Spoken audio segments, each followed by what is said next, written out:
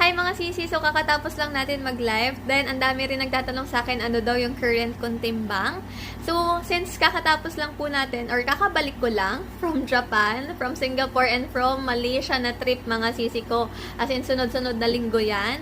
So kinabahan din ako nung pagbalik ko sa Pilipinas kung ano na ba yung timbang ko. Kaya nung last week lang, nag-check ulit ako ng timbang and eto siya. Tada! Ayan mga sisi ko, nasa 47.60 po ako. So, screenshot natin yung date. So, ayan mga sisi, no, October 23, last week lang yan. So, 47.60 ako. So, laking help talaga ng BTY Glutaslim sa dami ng kinain ko doon sa aking mga trip. So, yun po. Pero yun, grabe, sobrang thankful talaga ako. Kasi isipin nyo, ganito yung weight ko dati, 68 kilos. Tapos, overweight na ako dyan. 5 flat po yung aking height. So, overweight po yung 68 para sa 5 flat. Pero, ang laking tulong po talaga ni BTY Glutaslim sa akin para makontrol ko po yung food